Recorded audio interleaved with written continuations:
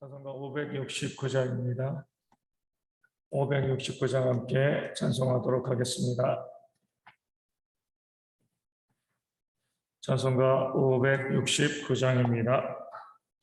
선한 목자 되신 우리 주 항상 인도하시고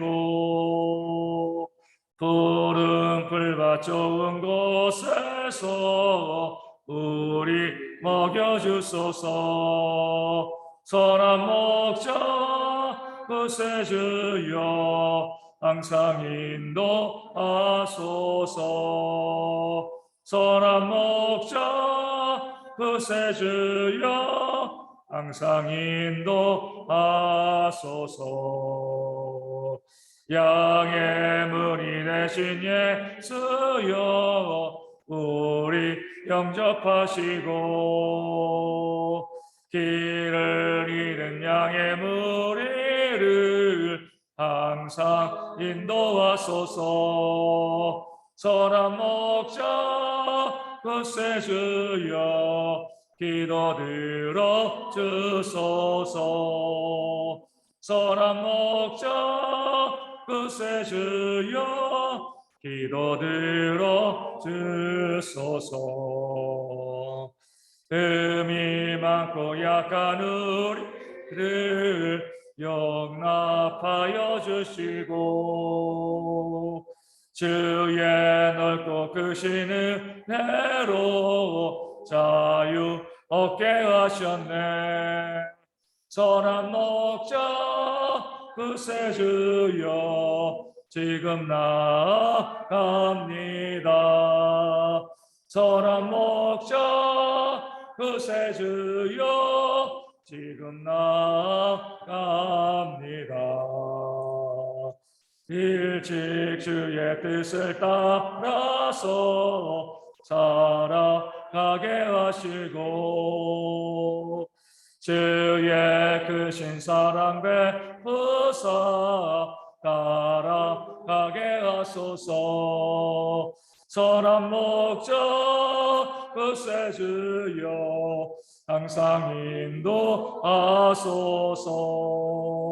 선한 목자 구세주여 항상 인도하소서. 아멘.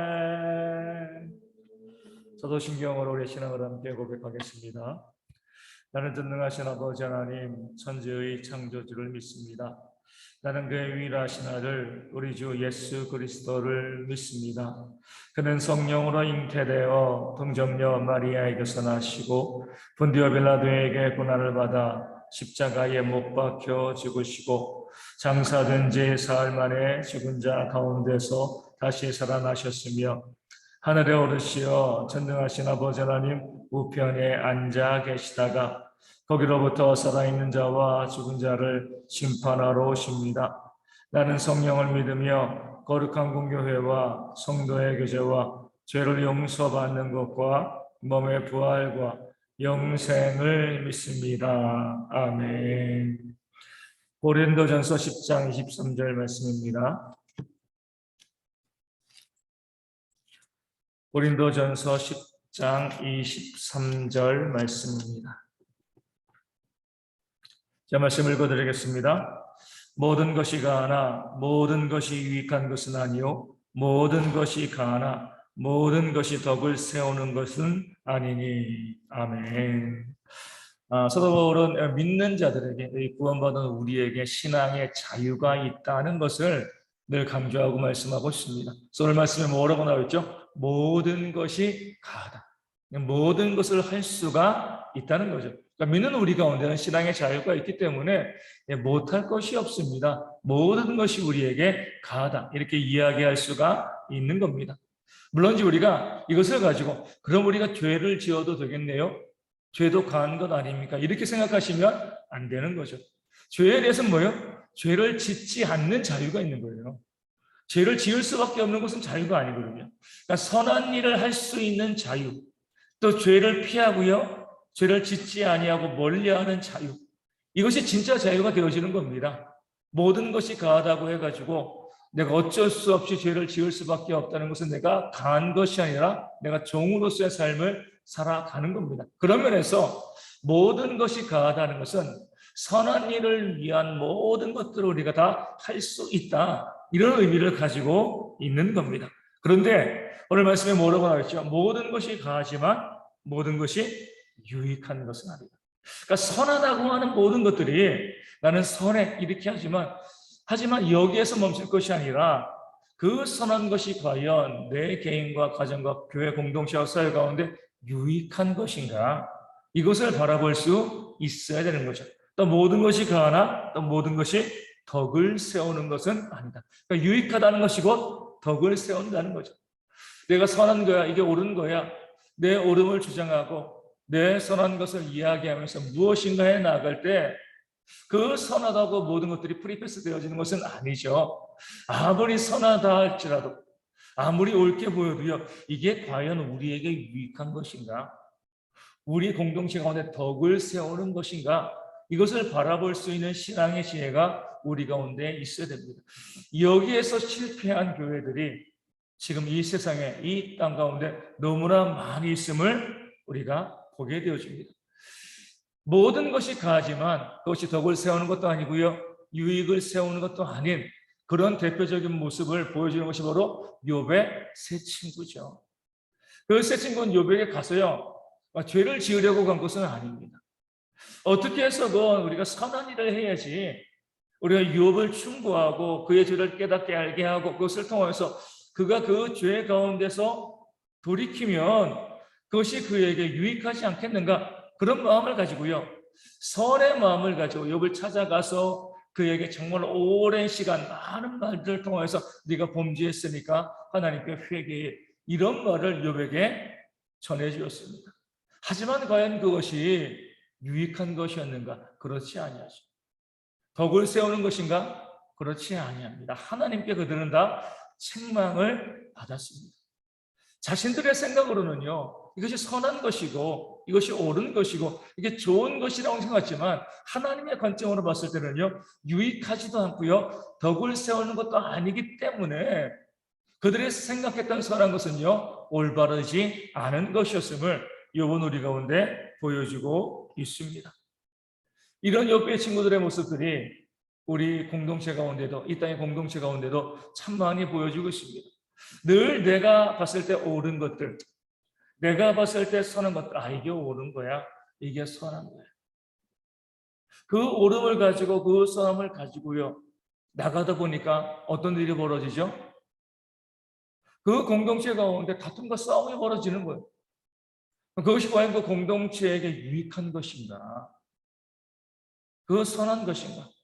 어떤 경우 보면은요, 정말 얼마든지 양보할 수 있고 얼마든지 용납할 수 있는, 포기할 수 있는 이런 부분인데 그 자기 생각, 그 자존심 때문에 목소리 높이고 다투고 싸우는데 어떤 경우 보면 그 앞에 누가 있는 거예요? 믿음이 약한 성도들이 있고요, 이제 교회 막 나온 성도들이 있는 겁니다.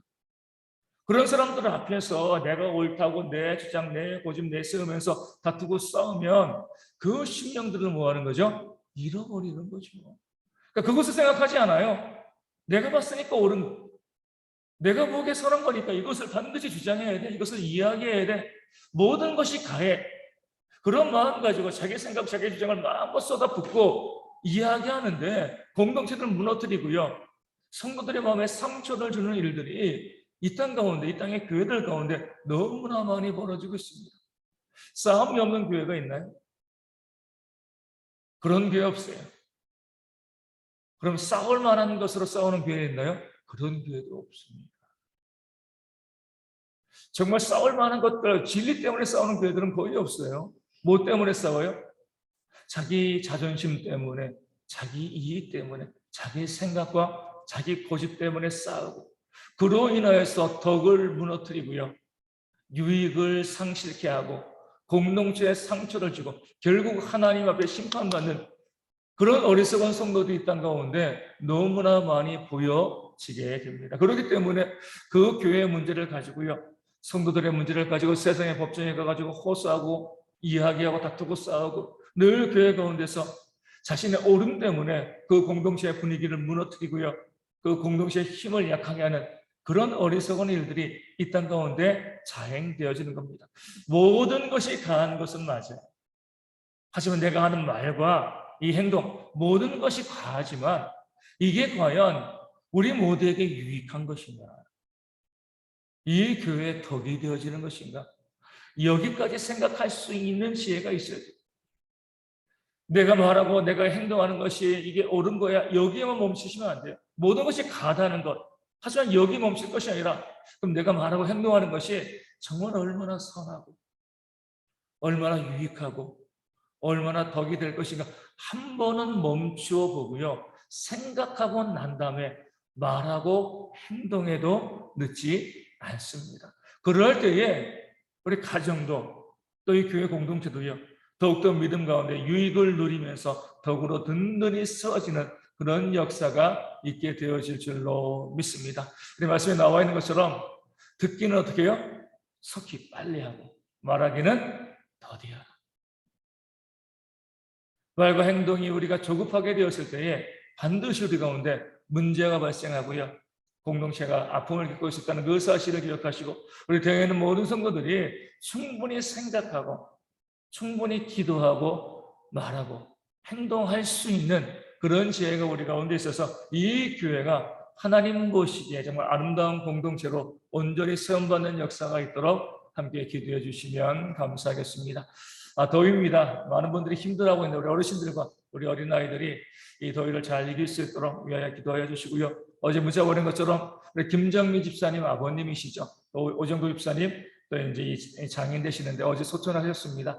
내일 우리가 발인하게 되어지는데 그 과정을 위해서 더위 가운데 또 아버지를 또 잃은 그 슬픔이 그 과정 가운데 있을 텐데 천국 소망을 가지고요. 잘 이겨낼 수 있는 그런 가정 되어줄 수 있도록 우리 온교회가 함께 위로하고 이 어려움을 이겨나갈 수 있는 그런 모습이 있도록 위하여 기도하여 주시고요.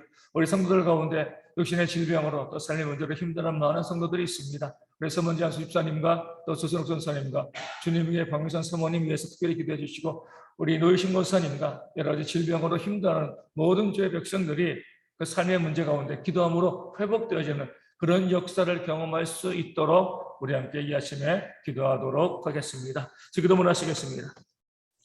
하늘에 계신 우리 아버지의 이름을 거룩하게 하시며 아버지의 나라가 오게 하시며 아버지의 뜻이 하늘에서 같이 땅에서도 이루어지게 하소서. 오늘 우리에게 일용할 양식을 주시고 우리가 우리의 잘못한 사람을 용서하여 준 것 같이 우리 죄를 용서하여 주시고 우리를 시험에 빠지지 않게 하시고 악에서 구하소서. 나라와 권능과 영광이 영원히 아버지의 것입니다. 아멘. 기도하겠습니다.